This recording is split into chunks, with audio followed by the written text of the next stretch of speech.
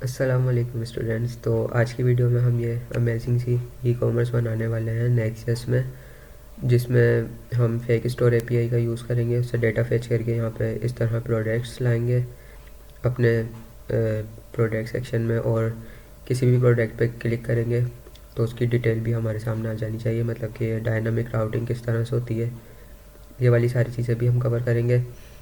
और एपीआई से रिलेटेड वैसे भी बहुत ज़्यादा स्टूडेंट्स के आ रहे थे क्वेश्चन के, उनको एपीआई फैच करना नहीं आ रही या जो भी इशू थे, तो वो आज की वीडियो में हम क्लियर करेंगे सब कुछ।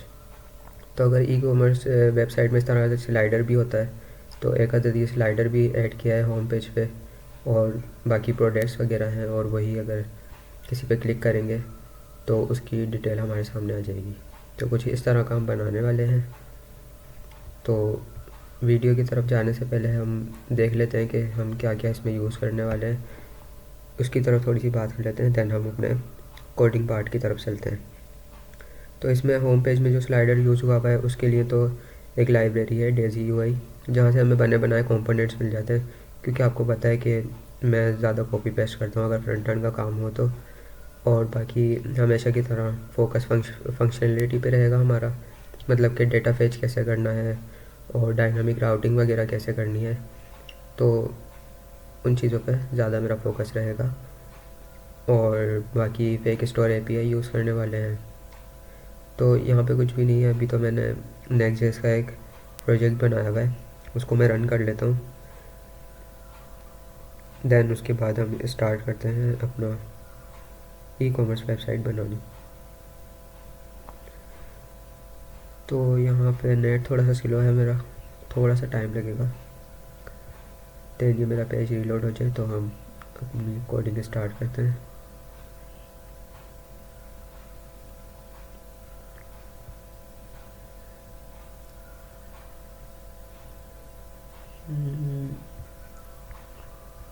ज़्यादा ही स्लो नहीं है नेट वैसे।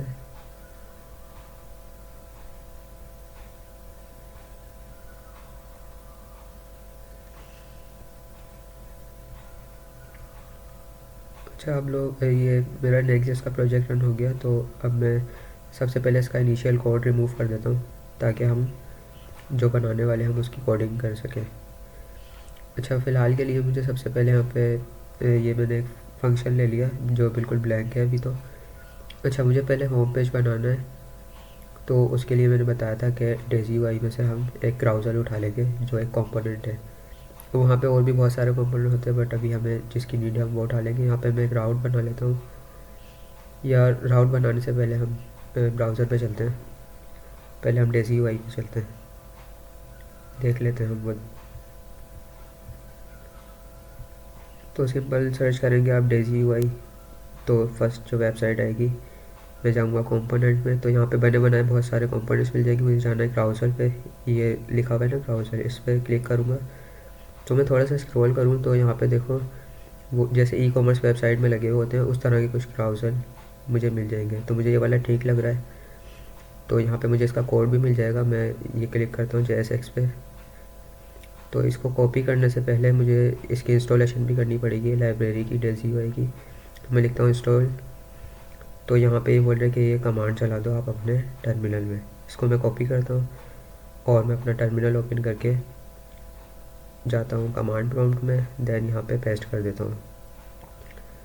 तो जब तक ये इंस्टॉलेशन हो रही है हम अगेन चलते हैं वेबसाइट पे।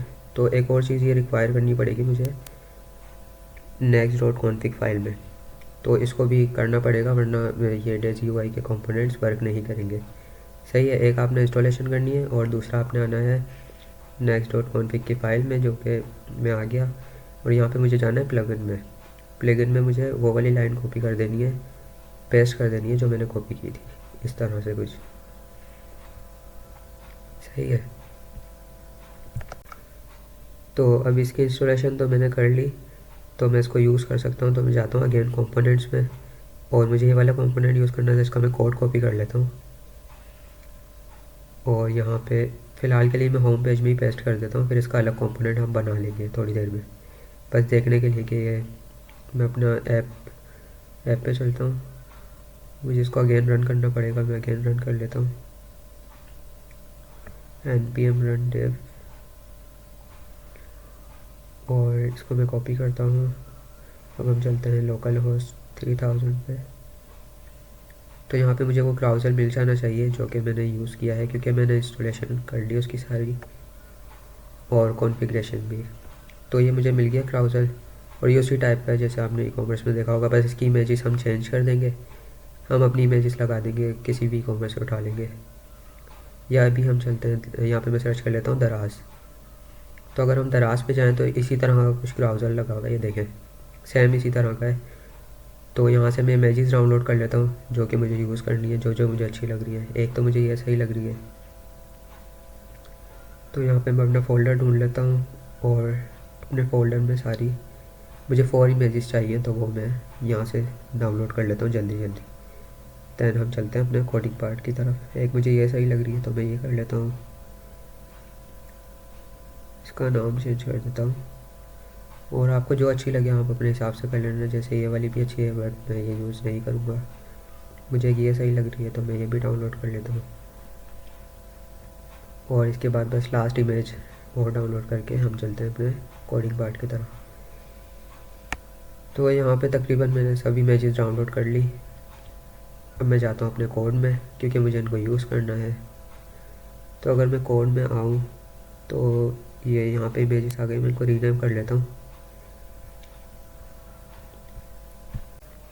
अच्छा, रीनेम करने के बाद अब मुझे इनको यूज़ करना है, लेकिन उससे पहले देखिए यहाँ पे मैं अलग से कंपोनेंट बना लेता हूँ। मैंने सिर्फ चेक करने के लिए यहाँ पे वो कोड कॉपी पेस्ट किया था। एक मैं क्राउज़र नाम से बना लेता हूँ। पहले मैं कंपोनेंट का राउट बना लेता हूँ, मतलब कि एक फ़ोल्डर, और उसके अंदर मैं सारे कंपोनेंट्स बना लूँगा। एक क्राउज़र नाम से बना लेता हूँ अभी। फिर जब मुझे नैप बार और हेडर चाहिए होगा, हेडर और फुटर, तो उस टाइम भी मैं कंपोनेंट्स में बना लूँगा अपने कंपोनेंट्स। तो फ़िलहाल अभी के लिए मैंने क्राउज़र.tsx नाम से एक फ़ाइल बनाई, उसमें वही कोड कॉपी पेस्ट कर दूँगा मैं। सिर्फ इसका नाम चेंज कर देता हूँ मैं। कंपोनेंट का नाम मैंने रख दिया क्राउज़र, और सी कैपिटल रहेगा, सही है। अब मैं ये वाला कोड रिमूव कर सकता हूँ और वो वाला कंपोनेंट मैं यहाँ पे यूज़ कर दूँगा। तो कंपोनेंट मैंने बनाया था क्राउज़र नेम से, तो यहाँ पे मैं लिखता हूँ क्राउज़र, और यहाँ पे मुझे शो नहीं हो रहा, आ गया, सही है। उस पर मैंने क्लिक किया, वो इम्पोर्ट भी हो गया, वरना आप इम्पोर्ट कर लेना, सिंपल। तो अब मैं चलता हूँ वेबसाइट में और देखता हूँ वैसा ही मुझे रिज़ल्ट मिल रहा है सेम। मैंने कुछ नहीं किया, बस मेरा कोड कम हो गया। हाँ, रिज़ल्ट बिल्कुल सही मिल रहा है, बस मेरा कोड कम हो गया, उसका मैंने अलग कंपोनेंट बना लिया। अब मुझे क्या करना है, इसमें इमेजेस चेंज करनी है। तो सबसे पहले यहाँ पे मैं जो इमेज का टैग होता है वो HTML वाला ही नहीं यूज़ कर सकते, हमें नेक्स्ट.js में इमेज टैग यूज़ करना पड़ता है, IMG टैग नहीं यूज़ होता। तो मैं सबको इमेज टैग लगा देता हूँ, और ये इंपोर्ट भी करना पड़ता है, बाय डिफ़ॉल्ट हो गया है ऊपर इंपोर्ट। तो जहाँ भी IMG लिखा हुआ है बस मैं उसकी जगह उसको इमेज कर देता हूँ। और अगर इस पर मैं होवर करूँ एरर पे, तो मुझे इसको ऑल्ट भी देना पड़ेगा, तो मैं साथ ही सबको ऑल्ट भी दे देता हूँ, जो कि एक एट्रीब्यूट है, उसमें हम कुछ भी लिख सकते हैं। अच्छा, ऑल्ट का फ़ायदा ये होता है कि जब हमारी वेबसाइट रीलोड वगैरह पे होती है, किसी का नेट का इशू होता है, तो उसको ऑल्ट के ज़रिए पता चल जाता है कि भाई ये इमेज किस चीज़ की है। तो आप लोग अपने हिसाब से रख देना जो भी लिखना हो आपने ऑल्ट में, मैं ऐसे ही रैंडमली लिख देता हूँ अभी। और इन सबको ऑल्ट देने के बाद मुझे इनको हाइट विड्थ भी वैसे देनी चाहिए, बट अगर एरर आया तो हम दे देंगे, वरना अभी के लिए इतना सही है। सही है, तो अब मुझे क्या करना है, वो इमेजेस यूज़ करनी है जो मैंने डाउनलोड की थी, तो मुझे उनको इंपोर्ट करना पड़ेगा। तो इंपोर्ट करने के लिए सबसे पहले मैं इनको एक अलग फ़ोल्डर में लिख लेता हूँ। सारी इमेजेस को ऐसे बुरी लग रही है, मैंने एक इमेजेस नाम से फ़ोल्डर बनाया, और उस पर मैं सारी ड्रैग एंड ड्रॉप कर रहा हूँ ताकि मेरा स्ट्रक्चर मेंटेन रहे। सही है, तो यहाँ पे मैं जल्दी जल्दी कर लेता हूँ। तो अब मुझे क्या करना है, इनको यूज़ करना है ये सारी इमेजेस को। तो अब मुझे इनको इंपोर्ट करना पड़ेगा। मैं लिखूँगा इंपोर्ट, और कोई भी नाम दे सकता हूँ मैं, जैसे इमेज 1 दे देता हूँ पहली को, फ्रॉम। और यहाँ पे मुझे क्या करना है, अब पाथ देना पड़ेगा इसका। मैं लिखता हूँ डॉट डॉट स्लैश, तो यहाँ पे मुझे कुछ दिख नहीं रहा, शायद मैं आगे निकल गया, मैं अगेन करता हूँ डॉट डॉट स्लैश। तो यहाँ पे मुझे फोल्डर मिल गया इमेजेस का, उसके अंदर मैंने स्लैश लगाया तो मुझे अपनी फ़र्स्ट इमेज मिल गई। कुछ इस तरह करके मुझे चारों इमेज अलग अलग नेम से और अलग अलग पास से इम्पोर्ट करनी पड़ेगी। मैं अगेन लिखता हूँ इम्पोर्ट इमेज 3 फ्रॉम। आपके पास भी इसी तरह सजेशन आ जाएगी वो जब आप इम्पोर्ट वगैरह करेंगे। सही है, तो मुझे चारों को इम्पोर्ट करना पड़ेगा। मैं डायरेक्ट इनके सोर्स भी कर सकता था यूज़, बट अगर वो HTML की तरह करता तो मुझे इन वो सोर्स में जहाँ से भी इमेज यूज़ कर रहा था उसका मुझे डोमेन देना पड़ता कॉन्फ़िगरेशन फाइल में, तो वो बहुत लंबा हो जाता। खैर मैंने इंपोर्ट कर लिया, अब मैं यहाँ पे यूज़ कर रहा हूँ इन इमेजेस को, और मैं सोर्स में अब सिर्फ अपनी इमेजेस के नाम लिख दूँगा जो जो मुझे चाहिए। मैंने 4 इंपोर्ट किए, पहले में मैंने इमेज 1 लिख दिया, दूसरे में इमेज 2, और तीसरे को भी मैं कट करके करली ब्रैकेट्स में लिख देता हूँ इसके सोर्स में इमेज 3, और लास्ट को हम देख लेते हैं। देन हम अपनी वेबसाइट को देखते हैं कि हमारी इमेजेस हमें सही मिल रही है या नहीं। अच्छा, तो अगर हम अपनी वेबसाइट पे आएँ तो यहाँ पे देखिए वो सारी इमेजेस आ गई जो हमने यूज़ की हैं, और बिल्कुल परफेक्टली वर्क भी कर रही है, मतलब ब्राउज़र हमारा सही वर्क कर रहा है। तो एक तरह से जो हमारा होम पेज था या हीरो सेक्शन के लिए वो तो एक तरह से बन गया जो ब्राउज़र वाला पार्ट था। अब हमारा दूसरा पार्ट क्या है, डेटा फेचिंग का।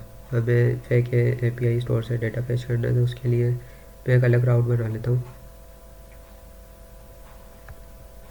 प्रोडक्ट्स नेम से। उसमें मैं फ़ाइल बना लेता हूँ page.tsx की। सही है, यहाँ पे हम सारा अपना प्रोडक्ट्स वाला पार्ट रखेंगे। तो यहाँ पे मुझे क्या करना है, सबसे पहले एक मैं ब्लैंक फंक्शन ले लेता हूँ जो कि मैंने कॉपी कर लिया। आप बना भी सकते हैं, सिर्फ टाइम बचाने के लिए मैंने कॉपी किया और उसका नाम चेंज कर देता हूँ। मैं इसका नाम मैं रख देता हूँ प्रोडक्ट्स। अब मुझे इसमें डेटा फैचिंग करनी है। अच्छा, मैं इसका नाम रीनेम कर देता हूँ, मैंने गलत लिख दी है स्पेलिंग। सही है, अब सही है प्रोडक्ट्स की स्पेलिंग। तो उसके लिए सबसे पहले हम चलते हैं फेक स्टोर API पे, क्योंकि हम डेटा फेच कर रहे हैं तो जाहिर सी बात है कोई API की ज़रूरत पड़ेगी। तो ये फर्स्ट पे जो वेबसाइट आएगी इसको थोड़ा सा स्क्रॉल करें, तो यहाँ पे एक URL मिल जाएगा ये वाला। हाँ, इसको मैं कॉपी करता हूँ और इसको न्यू टैब में मैं पेस्ट करके देख लेता हूँ कि इसमें API का डेटा है या नहीं। अच्छा, तो मैंने इसको जैसे ही पेस्ट किया तो यहाँ पे मुझे एक छोटा सा बटन मिल रहा है प्रिंट का, उस पर क्लिक किया ना तो फॉर्मेट इसका सही हो गया। तो यहाँ पे वो सारा डेटा है, मतलब कि जैसे हम देखें टाइटल, इमेजेस, डिस्क्रिप्शन, जो कि एक ई-कॉमर्स वेबसाइट में होता है। तो इस API को हम यूज़ करेंगे। तो मैं एक कंपोनेंट में वो सॉरी वेरिएबल बना लेता हूँ। एक वेरिएबल मैंने बनाया फैच डेटा नेम से, और अवेट लगाएंगे क्योंकि हमें डेटा फैच करना है। देन फैच का फंक्शन, और उसमें मुझे वही URL देना होगा अपनी API का, और इसको मुझे असाइन भी करना होगा क्योंकि अवेट यूज़ किया है हमने। देन मैं एक और वेरिएबल बना लेता हूँ क्योंकि ये जो डेटा आएगा इसको हमें जेसन में कन्वर्ट करना है। तो मैंने रिस्पॉन्स नाम से एक बनाया वेरिएबल, और जो फैच डेटा डॉट जेसन कर दिया। अब जो भी डेटा आएगा वो हमारा जेसन में कन्वर्ट हो जाएगा। फ़िलहाल इसको मैंने कंसोल कर दिया ताकि मैं देख सकूं कि जो डेटा है वो मेरे पास आ रहा है या नहीं। मैं होम पेज को एक्सेस करता हूँ, देन हम अपना प्रोडक्ट पेज प्रोडक्ट वाला राउट एक्सेस करके कंसोल चेक करते हैं कि क्या हमें हमारा कंसोल में डेटा मिल रहा है। तो सही है, मुझे डेटा तो मिल रहा है, बट ये कुछ सही नहीं है, बट हो जाएगा सही, कोई मिस्टेक हो रही होगी। खैर मुझे डेटा मिल रहा है तो मैं इसको यूज़ कर सकता हूँ मतलब। तो अब हम चलते हैं अपना फ्रंट एंड वाले पार्ट की तरफ। मतलब कि अब मैं इसको यूज़ करना है मुझे अपने फ्रंट एंड में। यहाँ पे मुझे UI बनानी पड़ेगी। सबसे पहले मैं मैप चला लेता हूँ यहाँ पे, क्योंकि आपको पता है API से जो भी डेटा आता है वो एक मैप के ज़रिए तो चला के उसमें यूज़ कर सकते हैं। तो मैप बेसिकली एक फंक्शन होता है जो कि 2 पैरामीटर लेता है, एक वैल्यू और दूसरा इंडेक्स। तो दोनों की टाइप फ़िलहाल के लिए मैं एनी दे देता हूँ ताकि मेरे पास कोई एरर ना आए। तो यहाँ पे एक एरर आ रहा है जो कि आना नहीं चाहिए।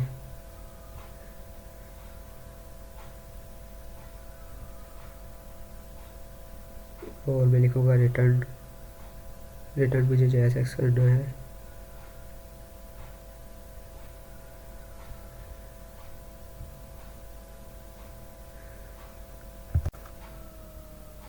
अच्छा, यहाँ पे एक एरर आ रहा है मैप पे, तो मैं एक बार ही अपने ऐप को रिफ़्रेश करके देख लेता हूँ। शायद नेट इशू की वजह से, या अगर ये चले जाए थोड़ी देर में एरर, क्योंकि अक्सर ऐसा होता है VS कोड में। तो डेटा तो मेरे पास आ रहा है सही बिल्कुल। अच्छा, बिल्कुल सही आ रहा है डेटा, उस टाइम सही नहीं था। तो मैं काम करता हूँ, अपने ऐप को रिफ़्रेश कर लेता हूँ एक बार। ये वही डेटा है, देखें, जो API में था ना, वही डेटा बिल्कुल सही कंसोल में आ रहा है। तो मैं एक बार ये ऐप को रिफ़्रेश कर लूँ अपने, क्योंकि मुझे देन हम चेक करते हैं। तो सही, यहाँ पे एरर चले गया, वो पता नहीं क्यों आ रहा था। तो अब हम इसको यूज़ कर लेते हैं अपने फ्रंट एंड में। पहले मैं इस कंपोनेंट को यहाँ पे रेंडर कर देता हूँ, ताकि हम जो भी फ्रंट एंड बनाए वो हमें क्राउजल के नीचे ही शो होता रहे। मतलब हमें कार्ड्स बनाने हैं ना, तो वो हमें उसके नीचे भी शो हो जाए और प्रोडक्ट वाले राउट पे भी। तो मैं इस राउट को यहाँ पे यूज़ कर लेता हूँ। किस नाम से बनाया मैंने, इसकी स्पेलिंग में सही कर लेता हूँ, अब यूज़ कर लेते हैं। तो अब मैं लिखूँगा जैसे ही प्रोडक्ट, तो यहाँ पे मुझे ऑप्शन आ जाएगा, मैं इस पर क्लिक करूँगा, वो इंपोर्ट भी हो जाएगा खुद ही। सही है। तो अब हम बनाते हैं इसका फ्रंट एंड। अब मुझे फ्रंट एंड के लिए कार्ड चाहिए होगा, तो मैं सिंपल इंटरनेट से ही कोई उठा लेता हूँ। उसके लिए मैं सर्च करता हूँ यहाँ पे। सही है, तो ये फर्स्ट वेबसाइट आएगी, तो इसमें मैं जाके देख लेता हूँ मुझे कोई कार्ड कंपोनेंट मिल जाए। तो अगर मैं स्क्रॉल करूँ, ये भी सही लग रहा है वैसे, लेकिन कोई ई-कॉमर्स का हो तो हम यूज़ कर लेंगे, वरना बना लेंगे। तो ये वाला सही लग रहा है, ये देखें, इसी तरह के ई-कॉमर्स में होते हैं। तो इसी कार्ड को मैं कॉपी कर लेता हूँ। अच्छा, मुझे इसका कोड कहाँ मिलेगा, थोड़ा सा मैं स्क्रॉल करता हूँ तो नीचे मिल जाएगा इसके साथ ही। यहाँ पे मैं इसका कोड कॉपी कर लेता हूँ और चलते हैं अपनी वेबसाइट में, इसको पेस्ट कर देता हूँ सिंपल। तो यहाँ पे कुछ एरर्स आएंगे, क्योंकि ये HTML का कोड है, तो मुझे इसको JSX में कन्वर्ट करना पड़ेगा। तो इसको मैं रिमूव करके मैं यहाँ पे लिखूँगा HTML to JSX। तो मैं जैसे ही सर्च करूँगा, यहाँ पे जो फर्स्ट पे वेबसाइट आएगी उस पर हम जाएंगे और अपना ये इसका कोड रिमूव करके हम अपना कोड पेस्ट करेंगे। तो दूसरी तरफ ये JSX में कन्वर्ट हो जाएगा। इसको मैं सिंपल कॉपी कर लूँगा, कोने में कॉपी का ऑप्शन आ रहा है, यहाँ से मैं कॉपी करूँगा और अब मैं इसको यूज़ कर सकता हूँ अपनी वेबसाइट में। अब मुझे एरर्स नहीं आएंगे। सही है, तो इस तरह से मैंने यूज़ कर लिया। अब हम वेबसाइट को देख लेते हैं कि क्या हमें अपने कार्ड्स मिल रहे हैं। मैं जाता हूँ अपनी वेबसाइट पे, तो सही है, यहाँ पे कार्ड्स तो आ गए, बट इनमें हार्ड कोडेड डेटा है, जो कि जाहिर सी बात है अभी हमने API वाला डेटा यूज़ नहीं किया इसमें। और बाकी कार्ड को हम थोड़ा सही कर लेते हैं। उसके लिए मैं एक मेन डिव बना लेता हूँ, जिसको मैं कुछ क्लासेस दे दूँगा टेलबिट CSS की मदद से। पहले हम कार्ड सेट कर लेते हैं, फिर जो हमारा डेटा होगा, जो भी इमेजेस वगैरह यूज़ करनी है, वो हम कर लेंगे। तो यहाँ पे सिंपल मैंने एक मेन डिव बनाया, और इसको मुझे क्लोज कहाँ पे करना है, एंड में। तो फ़िलहाल मैं इसको क्लासेस दे देता हूँ पहले। इसको मैं सबसे पहले गैप दे देता हूँ 5। उससे क्या होगा, जो मेरे कार्ड अभी बहुत ज़्यादा जुड़े हुए आ रहे थे ना, उनमें थोड़ा सा गैप आ जाएगा। देन मैं यहाँ पे ग्रिड यूज़ कर लेता हूँ। ग्रिड मैं इसलिए यूज़ कर रहा हूँ कि मेरे कार्ड जैसे एक लाइन में एक आ रहा था, तो मैं ग्रिड की मदद से उसको बता दूंगा कि भाई मेरे, जैसे मैं लिखूँगा ना ग्रिड कॉल्स 3, तो इससे होगा ये, मेरे जो कार्ड होंगे वो 3 एक लाइन में आएंगे, और उनमें गैप भी आ जाएगा 5 का। और इसके अलावा मैं इसको पैडिंग भी दे दूँगा थोड़ी सी, ताकि और ज़्यादा गैप आ जाए और अच्छे लगे मेरे कार्ड। तो इसको मैं पैडिंग भी दे देता हूँ, यहाँ पे लेस से 12 दे देता हूँ। अब हम चेक करते हैं रिज़ल्ट कि हमें कुछ बेटर लग रहा है हमारे कार्ड में। मैं इस डिप को एंड में बंद कर देता हूँ, क्लोजिंग डिप मुझे यहाँ पे बंद करना होगा इसको। सही है, तो यहाँ पे मैंने इसको क्लोज़ किया, और अब हम चलते हैं अपनी वेबसाइट पे। अच्छा, तो वेबसाइट पे देखें तो यहाँ पे कार्ड बिल्कुल सही दिख रहे हैं हमें, मतलब कि उन पे गैप भी आ गया और 3x3 के बन गए वो सही है। तो अब हमें इनमें ये हार्ड कोडेड डाटा नहीं चाहिए, जो हमने एपीआई यूज़ करी है उसका डाटा चाहिए, उसकी इमेजेस चाहिए। तो हम कुछ नहीं करेंगे, पहले हम देखते हैं इमेज कहाँ यूज़ हुई है। जैसे यहाँ पे ये टाइटल है, मैं इस टाइटल को रिमूव करके अपने कर्ली ब्रैकेट्स लगाऊंगा और मुझे वैल्यू में अब सारी चीज़ें मिल जाएगी। तो मुझे यहाँ पे टाइटल चाहिए, मैं लिखूँगा वेल डॉट टाइटल। तो जो भी मेरा टाइटल होगा वो अब यहाँ पे आ जाएगा एपीआई के थ्रू, जो कि एपीआई में था मेरा डेटा। तो अगर मैं जाके देखूँ एपीआई में, यहाँ पे मुझे टाइटल मिल रहा है, डिस्क्रिप्शन, और ये जो भी चीज़ें हैं मैं इनको अपनी वेबसाइट में अब यूज़ कर सकता हूँ। सही है, तो हम इनको यूज़ कर लेते हैं। टाइटल हमने दे दिया और हम देख लेते हैं हम क्या चेंजेस कर सकते हैं इसमें। अच्छा, टाइटल देने के बाद यहाँ पे मुझे प्राइस दिख रहे हैं, तो मैं प्राइस को भी चेंज कर देता हूँ और मैं लगाऊंगा कर्ली ब्रैकेट्स में, लिखूँगा well dot price, well dot price. तो मुझे इसमें प्राइस भी मिल जाएंगे। अगर मैं जाऊँ अपनी ऐप पे, तो अब जो मुझे ये जो डेटा मिल रहा है ये एपीआई से मिल रहा है। देखिए प्राइस भी सबके चेंज है और टाइटल भी सबके चेंज है। अब हार्ड कोडेड नहीं है इसलिए ये चेंज है, अब ये वेबसाइट वो एपीआई से आ रहा है हमारा डेटा।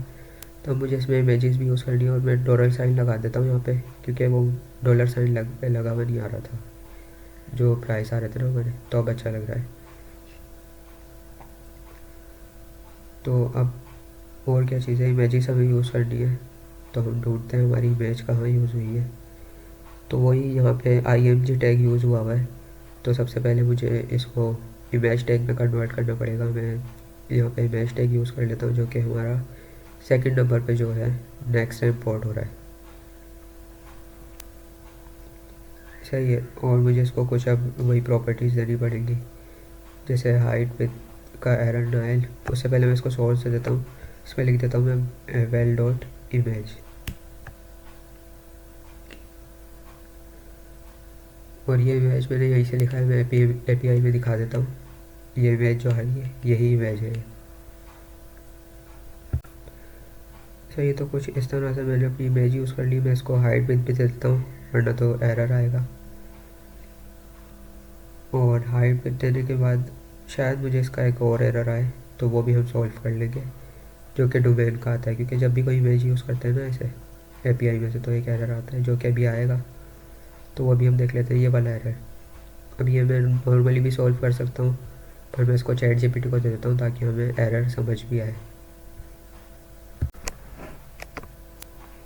तो मैं न्यू टैब में जाता हूँ, यहाँ पे लिखता हूँ चैट जीपीटी ओपन एआई, और इसको मैं सिंपल अपना एरर दे देता हूँ। तो देखते हैं क्या सोल्यूशन देता है हमें। तो यहाँ पे इसने मुझे कुछ कोड दिया है कि भाई आप जाओ अपनी कॉन्फ़िगरेशन फाइल में और उसको ये डोमेन दे दो। तो हम चलते हैं अपनी कॉन्फ़िगरेशन फाइल में। कौन सी फाइल में, हाँ इस फाइल में चलते हैं, और यहाँ पे मैं इसको ब्रैकेट्स के अंदर पेस्ट कर देता हूँ। अपने डोमेन को सिर्फ कॉपी कर लेता हूँ मैं। इमेज सही है, इसको मैं पेस्ट कर देता हूँ यहाँ पे, और देखते हैं कि क्या, देखते हैं कि क्या हमारा सही वर्क कर रहा है, मतलब कि इमेज। चलते हैं अपनी वेबसाइट पे, और मेरा ये एरर सॉल्व नहीं हुआ। शायद मैंने वो कोड गलत फाइल में पेस्ट कर दिया, तो मैं उसको सही कर लेता हूँ, एक बारी देख लेता हूँ मैं। हम चलते हैं अगेन अपनी कौन सी फाइल में, हाँ ये मैंने गलत फाइल में पेस्ट कर दिया, मुझे इसको करना था। इसको मैं यहाँ से रिमूव कर लेता हूँ पहले।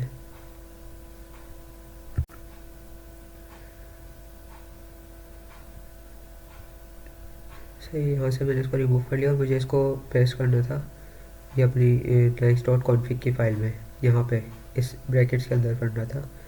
तो अब मैंने बिल्कुल सही पेस्ट कर दिया। अब चेक करते हैं, हमें हमारा रिज़ल्ट मिल जाना चाहिए। मैं इसको रिफ़्रेश करता हूँ वेबसाइट को, और अब मुझे मेरे प्रोडक्ट्स मिल जाने चाहिए इमेजेस के साथ। तो थोड़ा सा टाइम लगेगा यहाँ पे।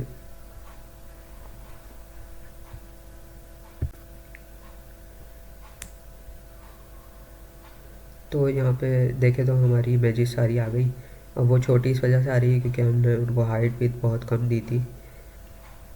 तो हम इनको हाइट भी दे देते हैं और इनको सेट कर लेते हैं। बाकी प्रोडक्ट्स तो हमारे पास बिल्कुल सही आ गए सारे, जो भी हमने फैच किए हैं उनका टाइटल वगैरह सब कुछ परफेक्ट है।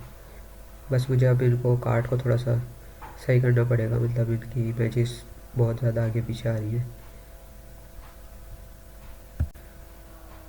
तो अगेन अपनी page.tsx वाली मतलब प्रोडक्ट्स के राउट वाली फाइल में आ गया और यहाँ पे मैं इसको टेलविन CSS से विद हाइट दे देता हूँ, क्योंकि अगर मैं यहाँ से दूँगा तो फिर कभी विड्थ ज़्यादा होगी कभी हाइट ज़्यादा होगी। तो मैं इसी इमेज को क्लास नेम दिया हुआ था मैंने, उसमें मैं लेस से अभी थोड़ी थोड़ी हाइट देकर चेक कर लेता हूँ कि हमारा रिज़ल्ट कैसा दिख रहा है हमें। अभी मैंने 100 px हाइट दे दी और विड्थ भी उतनी दी है। तो अगर रिज़ल्ट देखें तो बहुत ज़्यादा हो गई, छोटी हो गई इमेजेस, पर बराबर है सब। तो मुझे इनको हाइट विथ बराबर देनी होगी, तो मैं इनको लेस से 400 दे देता हूँ हाइट और 400 विथ।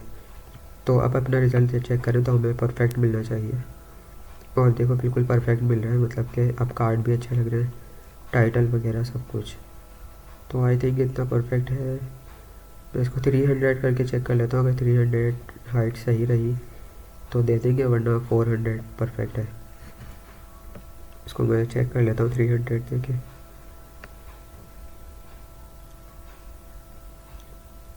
और 300 थोड़ी ज़्यादा छोटी हो गई, तो 400 आई थिंक सही है।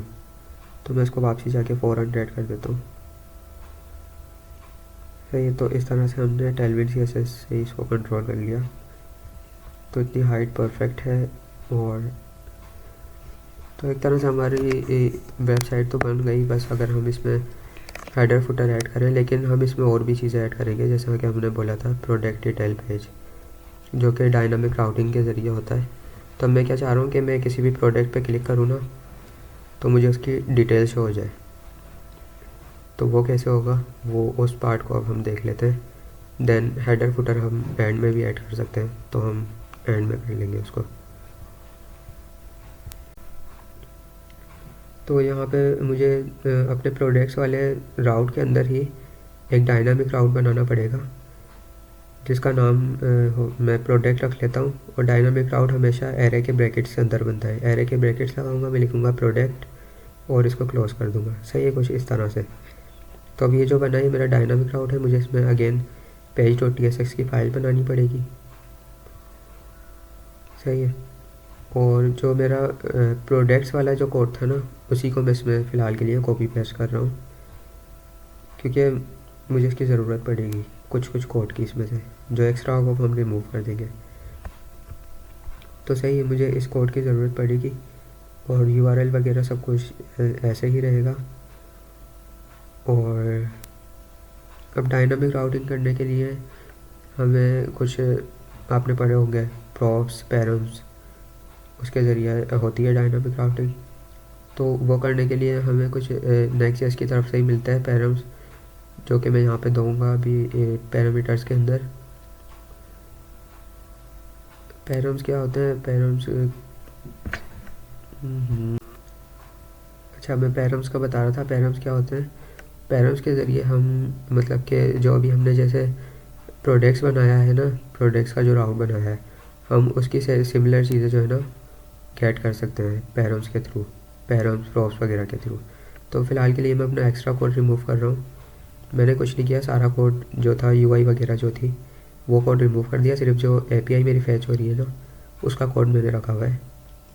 और अब मैं इसको पैरम्स पास कर देता हूँ कुछ। तो मैं यहाँ पे लिखूँगा पैरम्स और इस तरह नहीं, आई थिंक मुझे कर्ली ब्रैकेट्स के अंदर लिखना पड़ेगा पैरम्स। हाँ अब सही है।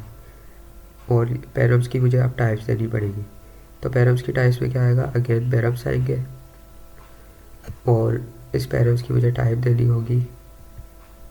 मैं लगाऊंगा कर्ली ब्रैकेट्स और यहाँ पे मैं लिखूँगा अगेन पैरम्स नहीं सॉरी, अब मुझे अपने राउट का नाम देना पड़ेगा जो कि है प्रोडक्ट, जो मेरा डायनामिक राउट है, और उसकी मुझे टाइप बतानी होगी। इसकी टाइप होगी एनी, तो आई थिंक नहीं कर सकता मैं, तो स्ट्रिंग कर देते हैं। तो फ़िलहाल के लिए हम इसकी टाइप स्ट्रिंग कर देते हैं। और ये एरर मेरा वो कॉलन नहीं लगाया था, उस वजह से आ रहा था, तो वही मैं देख रहा था, तो मैंने कॉलन लगाया, वो एरर चले गया मेरा। और अब इसकी टाइप हम स्ट्रिंग दे देते हैं। तो इसको अगर हम थोड़ा समझें तो हमने किया क्या है, जो हमारे जो राउट है ना, अभी मैं वेबसाइट पे जाके दिखाऊंगा, जो मेरा प्रोडक्ट्स का राउट है ना, उसके अंदर मैंने बनाया हुआ है डायनामिक राउट। तो बस उसी को हमने गेट किया है, और पैरामीटर्स में एक तरह से हमने वो उसको दे दिया ताकि मैं इसको यहाँ पे यूज़ कर सकूँ अपने यूआरएल के साथ। तो अब मैं यहाँ पे अपने यूआरएल को बैकटिक्स के अंदर रख रहा हूँ, और यहाँ पे मैं लगाऊंगा कर्ली ब्रैकेट डॉलर साइन के साथ लगाना पड़ेगा मुझे। तो यहाँ पे डॉलर साइन कर्ली ब्रैकेट्स, अब मुझे वही पैरम्स के अंदर मुझे अपना वो डायनामिक राउट मिल जाएगा, पैरम्स डॉट प्रोडक्ट। सही है, तो यहाँ से इस तरह से मुझे मिल गया। और मैं अगर अपनी वेबसाइट पे जाके दिखाऊंगा जो मैं कह रहा था, यहाँ पे मैं लिखता हूँ स्लैश प्रोडक्ट्स, तो इससे क्या होगा, मेरे सारे प्रोडक्ट्स मेरे सामने आ जाएंगे। मैं लिखता हूँ स्लैश प्रोडक्ट्स, तो जो भी मेरे प्रोडक्ट्स थे वो मेरे सामने, अच्छा मैंने गलत लिख दिया, प्रोडक्ट्स लिखना है मुझे।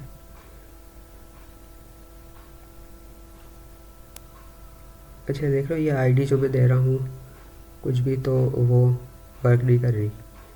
तो ये पैरम्स के थ्रू यही होता है कि जो भी डाटा होता है वो हमारा आ जाता है, और हम उसको आईडी के बिहाफ पे गेट कर लेते हैं। तो अभी मैं फ़िलहाल इसका फ्रंट एंड बना लेता हूँ, फिर हम देख लेते हैं ये हुआ क्या है। फ्रंट एंड बनाने के लिए मुझे अगेन डिटेल पेज चाहिए, तो उसके लिए मैं आ जाता हूँ टेल ब्लॉक्स पे, क्योंकि फ्रंट एंड आपको पता है मैं कॉपी पेस्ट करता हूँ।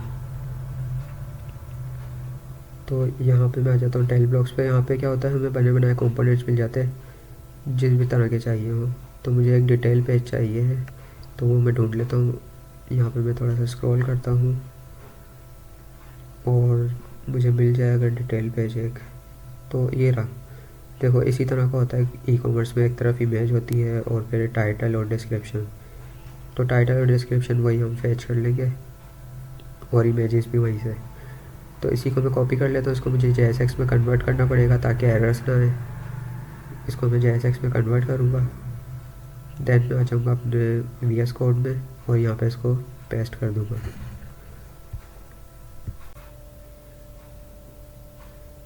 अच्छा, कुछ इस तरह से मैंने इसको पेस्ट कर दिया। और अब मैं अपनी वेबसाइट देख लेता हूँ एक बार। सही है, वेबसाइट बिल्कुल सही वर्क कर रही है मेरी। तो मतलब अब हम इस पे आगे का वर्क करते हैं, मतलब कि जो हार्ड कोडेड डेटा है उसको हम, जो हमारा API से डेटा आ रहा है उसमें कन्वर्ट कर देते हैं। तो अब जो भी चीज़ें आ रही है वो सारी मुझे रिस्पॉन्स में मिलेंगी जिस नाम से मैंने API फैच की हुई है। तो अगर API को हम देखें तो इसमें हमें डिस्क्रिप्शन वगैरह और सब चीज़ें मिल रही हैं, तो वही चीज़ें मुझे यहाँ पे यूज़ करनी है। सबसे पहले मैं इसका टाइटल चेंज कर देता हूँ, मैं लगाऊंगा कर्ली ब्रैकेट्स और इसमें लिख दूँगा मैं वेल डॉट टाइटल।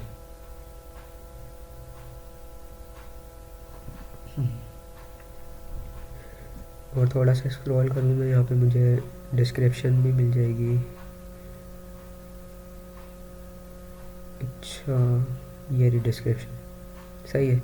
तो मैं कुछ नहीं करता, इस डिस्क्रिप्शन को पूरी को रिमूव करता हूँ और वही मैं लगाता हूँ अपने कर्ली ब्रैकेट्स, थोड़ा सा आगे करके मैं यहाँ पे लगाता हूँ कर्ली ब्रैकेट्स और इस पर लिख देता हूँ वेल डॉट डिस्क्रिप्शन। तो इसमें मुझे अपनी डिस्क्रिप्शन मिल जाएगी। अब मैं ये जो भी वर्क कर रहे हैं मैं अपने डायनामिक राउट पे कर रहा हूँ, और उसको हम अभी चेक कर लेंगे कि हमें कैसा दिख रहा है, डायनामिक राउट कैसा वर्क कर रहा है। तो यहाँ पे मुझे प्राइस भी मिल रहे हैं, तो मैं प्राइस भी चेंज कर लेता हूँ। और आप लोग ज़रूरी नहीं है कि जो मैं कंपोनेंट यूज़ कर रहा हूँ वही यूज़ करें, आप अपना बना भी सकते हैं अपने टाइम में, और इसमें जो चेंजेस करना चाहें वो कर सकते हैं, जो भी यूज़ करना चाहें एपीआई में से। मुझे तो कुछ स्पेसिफिक चीज़ें दिख रही हैं तो मैं यूज़ कर रहा हूँ। सही, तो इस तरह से मैंने इसके प्राइस भी चेंज कर दिए। अब मुझे इसकी इमेज चेंज करनी है, तो इमेज के लिए वही मुझे ING टैग रिमूव करके इमेज टैग यूज़ करना पड़ेगा सबसे पहले, और फिर इसके सोर्स में उसी तरह मुझे इमेज देनी पड़ेगी। मैं इसका सोर्स रिमूव करता हूँ। अब उससे पहले मैं इसको हाइट और विड्थ दे दूँ ताकि एरर ना आए। विड्थ में दे देता हूँ इसको रैंडम 400 और हाइट भी सही है। तो अब मैं इसका सोर्स चेंज कर लेता हूँ। सोर्स रिमूव करके मैं यहाँ पे कर्ली ब्रैकेट्स लगाता हूँ और उसमें लिख देता हूँ well dot response dot image. अब जो मुझे मिलेगा वो मुझे रिस्पॉन्स में मिलेगा।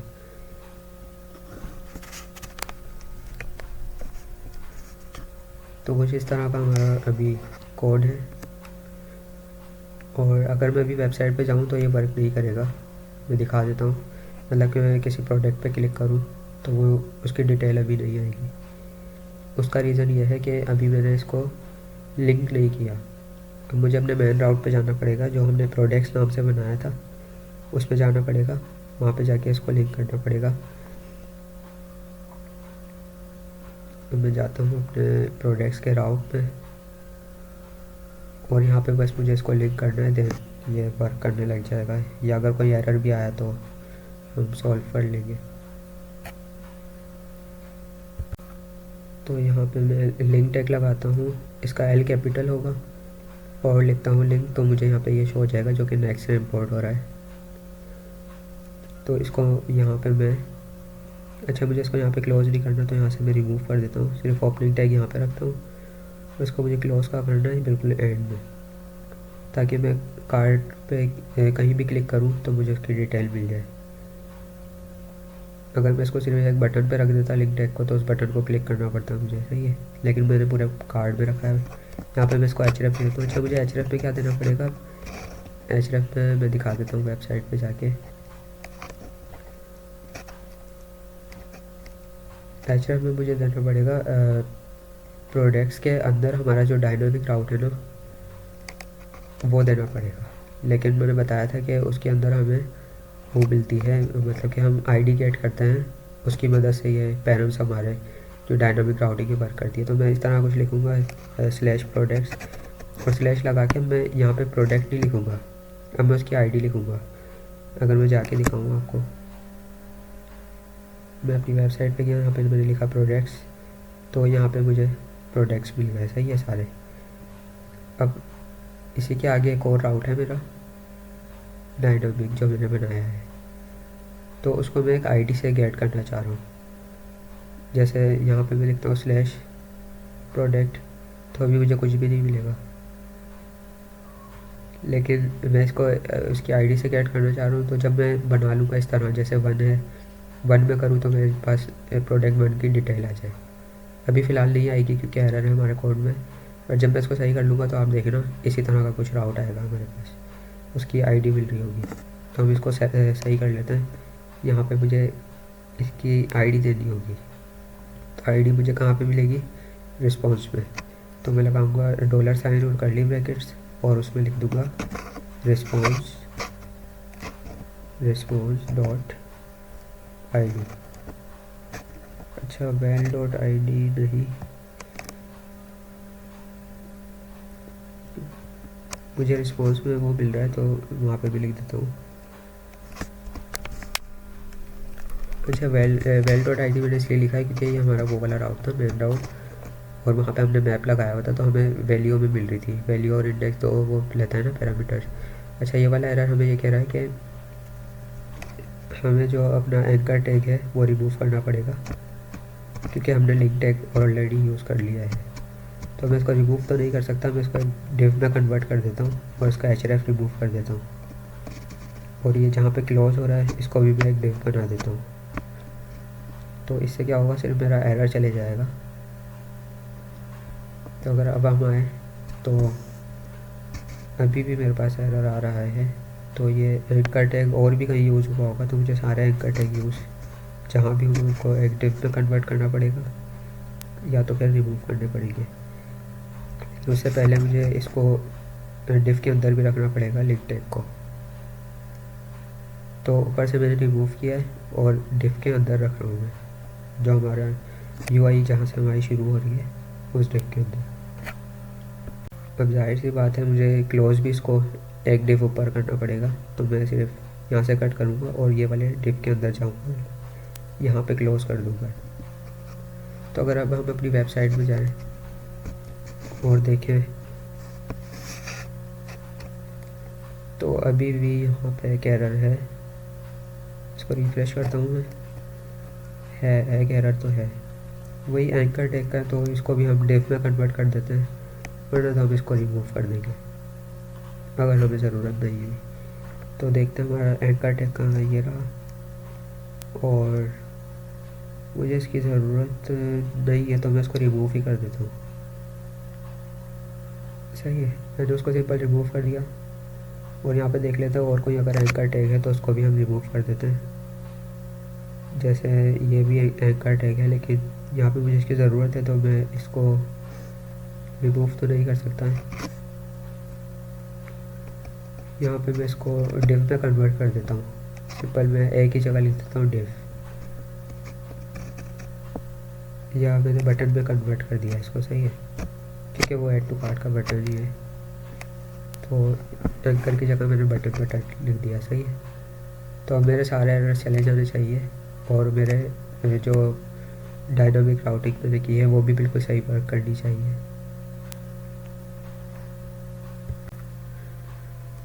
सही है, तो यहाँ पे मेरे सारे एरर चले गए।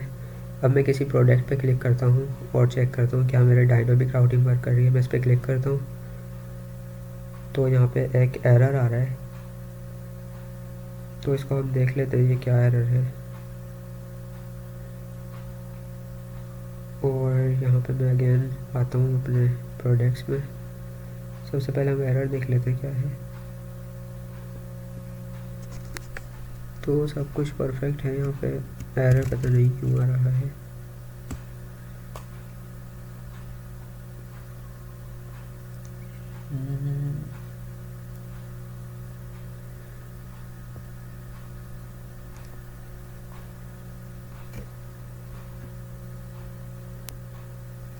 अच्छा, मैं एरर देख लेता हूँ 2 मिनट, शायद कोई मिस्टेक हुई हो हमसे।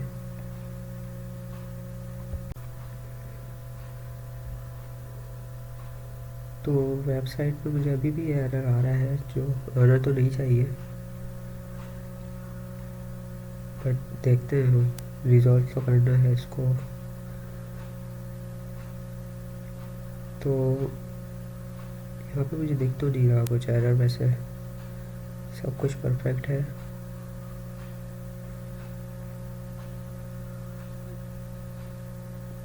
अच्छा, अगर मैं अवेट को रिमूव करूँ, लेकिन अवेट तो लगेगा फिर भी, देखिए फिर वरना तो एरर आएगा। तो अवेट तो मुझे लिखना पड़ेगा। मुझे यहाँ पे नेट का इशू भी लग रहा है, देखें जैसे अभी डबल एरर आ गए थे। अच्छा देखो यहाँ पे आ गया, शायद वो मेरे नेट का इशू था। इसको रिफ़्रेश करता हूँ तो यहाँ पे फिर भी एरर है एक, मुझे समझ नहीं आ रहा ये एरर किस चीज़ का है, बट मैं इसको रिजॉल्व करके जाऊँगा अभी। तो मैं देख लेता हूँ ये क्या एरर है। इसको मैं वो दे देता हूँ, आई थिंक मैंने वो नहीं दी इसको की। होता क्या है कि जो भी हम यूआई वगैरह बनाते हैं, डेटा फैचिंग करते हैं ना, तो जो हमारा मेन डिव होता है या मेन सेक्शन जो भी, उसको हमें एक की भी देनी पड़ती है।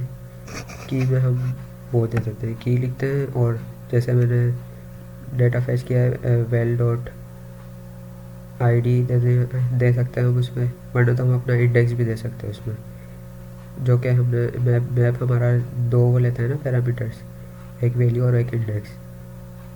तो उसमें मैं सिंपल लिख सकता हूँ डेटा डॉट आई, इतना भी लिखूँगा तो मेरा काम चल जाएगा। अच्छा, मैंने रिफ़्रेश कर लिया अपनी वेबसाइट को एक बार, अगर आप मैं चाहूँ, अच्छा देखो अब बिल्कुल सही वर्क कर गया। आई थिंक वो मेरे नेट का इशू था, वरना तो वो अगर मैं उसको की भी देता तो वो चल जाता। फ़िलहाल उसकी मुझे ज़रूरत नहीं पड़ी, मेरे नेट का इशू था, तो ये बिल्कुल सही वर्क करने लग गई डायनामिक राउटिंग। बाकी इसका सोर्स कोड भी मैं डिस्क्रिप्शन में दे दूँगा आपको अपने गिटहब पे पुश करके। तो अगर कोई मिस्टेक वगैरह आपसे भी हो तो आप वहाँ से कॉपी पेस्ट कर लेना या देख लेना जो भी मिस्टेक हो।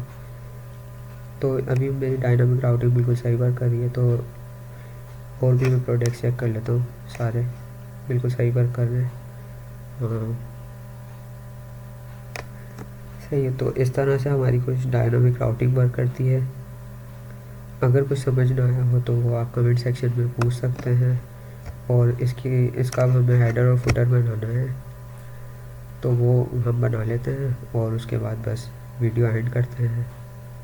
क्योंकि अभी हमारी काफ़ी चीज़ें तो हो गई, क्योंकि एक ब्राउज़र भी हमारा लग गया, प्रोडक्ट्स भी हमने ऐड कर लिए और उनकी डिटेल भी ऐड कर ली। तो हम सिंपल कंपोनेंट्स में आएंगे। मैं यहाँ पे 2 कंपोनेंट बना लेता हूँ, एक नैव बार नेम से और एक फुटर नेम से, क्योंकि मुझे एक नैव बार बनानी है अब और एक फुटर। तो हमारी ये वाली वेबसाइट कंप्लीट हो जाएगी और वो बना के बस हम वीडियो एंड करते हैं। अच्छा अभी मैं अपने कंपोनेंट्स के फोल्डर में हूँ और यहाँ पे मैंने एक फुटर नेम से बना लिया और एक नैव बार नेम से 2 फाइल बना ली, navbar.tsx और footer.tsx। सही है। अब मुझे क्या करना है, इनमें सिर्फ फंक्शन चाहिए, तो फंक्शन में कॉपी कर लेता हूँ page.tsx में से। मुझे सिर्फ फंक्शन चाहिए है एक, जो कि मैं बनाऊँगा नहीं, सिर्फ कॉपी पेस्ट करने की आदत है मुझे। तो मैं यहाँ पे इसको पेस्ट कर देता हूँ और एक्स्ट्रा चीज़ें मैं रिमूव कर देता हूँ। तो कुछ भी नहीं है, सिर्फ एक ब्लैंक फंक्शन है। इसका मैं नेम चेंज कर देता हूँ, यहाँ पे मैं लिख देता हूँ नैव बार, एंड कैपिटल रहेगा हमारा, और उसी फंक्शन को मैं कॉपी पेस्ट कर दूँगा। वो नहीं पेस्ट, अगेन मैं कॉपी कर लेता हूँ यहीं से और इसको फुटर में भी पेस्ट कर दूँगा और इसका नाम चेंज कर दूँगा मैं। यहाँ पे मैं लिख दूँगा फुटर, एफ कैपिटल रहेगा हमारा।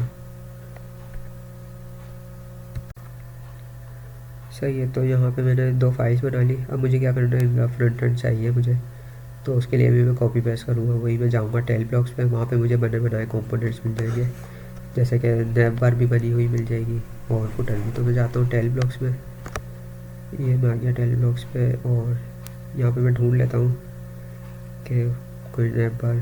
फुटर का तो ये रहा कंपोनेंट, यहीं पे नैव बार का भी है, ये रही नैव बार। ये वाली मुझे देख लेता हूँ, मुझे जो अच्छी लगेगी वो मैं यूज़ कर लेता हूँ। तो यहाँ पे फुटर तो है, इसके नीचे ही होगी नैव बार भी। अच्छा ये रही नैव बार, सही है। तो ये नैव बार है, इनमें से मैं कोई यूज़ कर लेता हूँ। जैसे मुझे ये वाली सही लग रही है तो इसी को मैं कॉपी कर लेता हूँ, इसको मैं कॉपी करता हूँ और फिर वही मुझे ये HTML में कोड है तो मुझे इसको JSX में कन्वर्ट करना पड़ेगा। जैसे मैं यहाँ पे पेस्ट करूँगा तो मुझे एरर आएंगे, तो इसको मुझे रिमूव करके JSX में कन्वर्ट करने के लिए मैं यहाँ पे आऊँगा अपने HTML टू JSX में, यहाँ पे पेस्ट करके और यहाँ से कॉपी करके, और अब मैं इसको यूज़ कर सकता हूँ। यहाँ पे पेस्ट करूँगा, मुझे एरर नहीं आएंगे। इसमें मैं चेंजेस भी कर सकता हूँ अपने हिसाब से। जैसे नैव बार में मुझे होम चाहिए है और मुझे अपने प्रोडक्ट्स का पेज चाहिए जैसे, तो उसको मैं यहाँ पे लिंक भी कर सकता हूँ। अभी हम कर देंगे लिंक भी। फ़िलहाल हम चेंजेस कर लेते हैं, जैसे थर्ड लिंक की जगह मैं लिख सकता हूँ यहाँ पे। और तो हमने बनाई नहीं राउट्स, बट आप अपने टाइम पे बनाइएगा। जैसे कॉन्टैक्ट का पेज आप बना लीजिएगा अगर आपके पास टाइम हो, वरना इतनी भी बहुत है हमारी वेबसाइट। और बाकी मुझे नहीं चाहिए तो मैंने रिमूव कर दिया उसको। और क्या चेंजेस कर सकता हूँ इसमें, जैसे टेल ब्लॉक्स लिखा हुआ है मैं यहाँ पे लिख देता हूँ फेक स्टोर, क्योंकि हमने ये फेक स्टोर बनाया है API यूज़ करके। और हम अपना रिज़ल्ट देख लेते हैं कि हमारी नैव बार कैसी दिख रही है। और यहाँ पे आई नहीं नैव बार, क्योंकि मैंने उसको यूज़ नहीं किया। तो मैं जाऊँगा page.tsx में और इस कंपोनेंट को यूज़ कर दूँगा।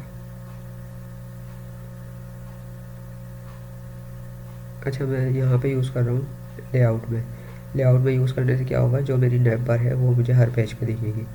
जैसे मैं डिटेल के पेज पे जाता हूँ मुझे वहाँ भी दिखेगी, प्रोडक्ट्स में जाता हूँ वहाँ भी दिखेगी। सही है, तो इसलिए मैं यहाँ पे इसको चिल्ड्रन के ऊपर यूज़ कर दिया मैंने अपने ये वाले कंपोनेंट को, और ये ऊपर इंपोर्ट भी हो गया। अगर आपका ना हो तो आपको इंपोर्ट करना पड़ेगा। सही है, तो अब अपनी वेबसाइट देखें तो यहाँ पे एक अदर नैप बार भी आ गई। सही है, तो तकरीबन मेरी वेबसाइट बन गई और बस फुटर ऐड करना है मुझे।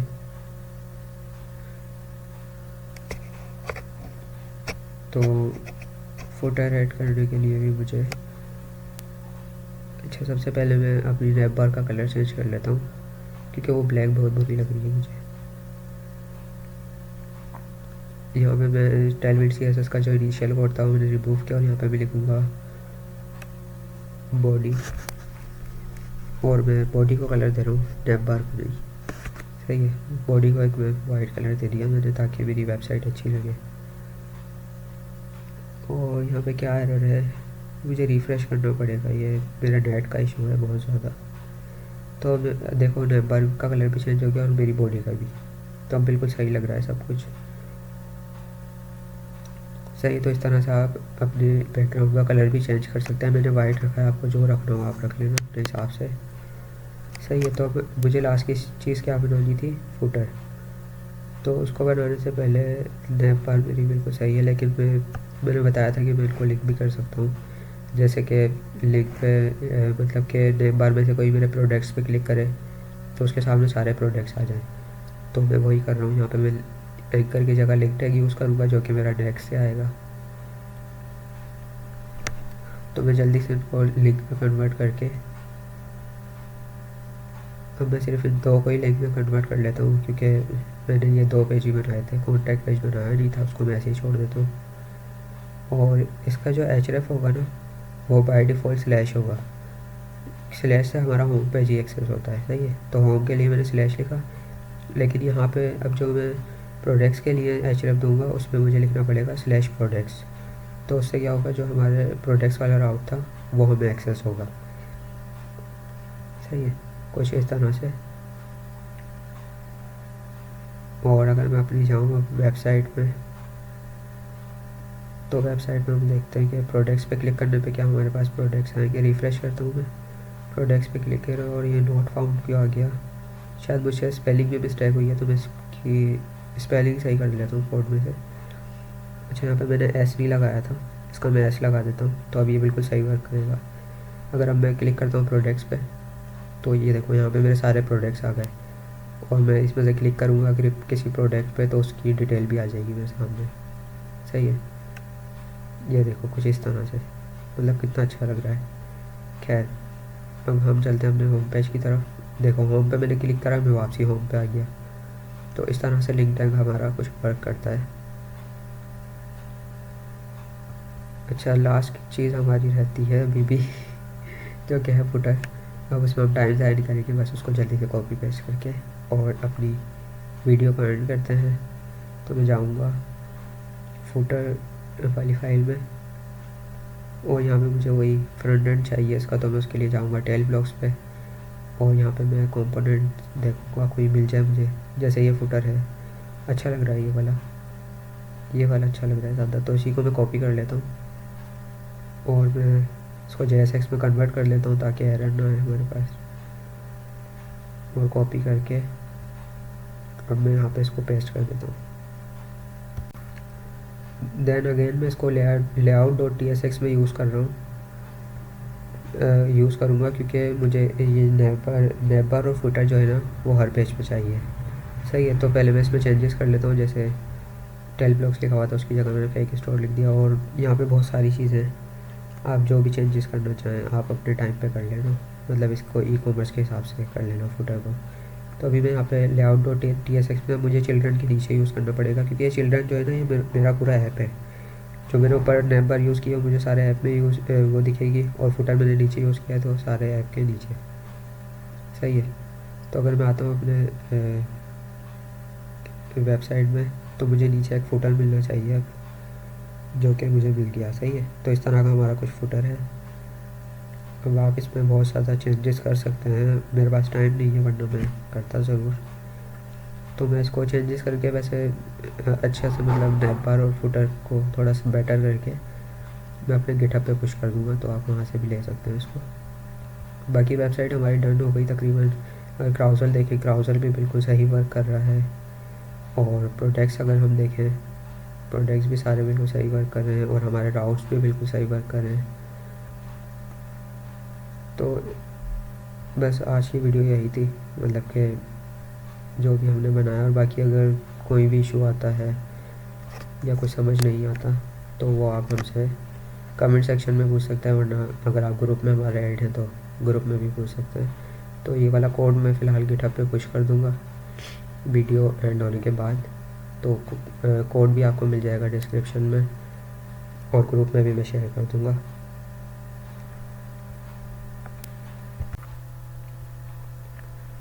तो जाने से पहले आप लोग एक और चीज़ मुझे बता दिएगा कि बहुत सारे डीएम्स आ रहे थे पोर्टफोलियो के लिए, जो कि माइलस्टोन 2 था, तो वो आपने बना लिया है सबने या नहीं?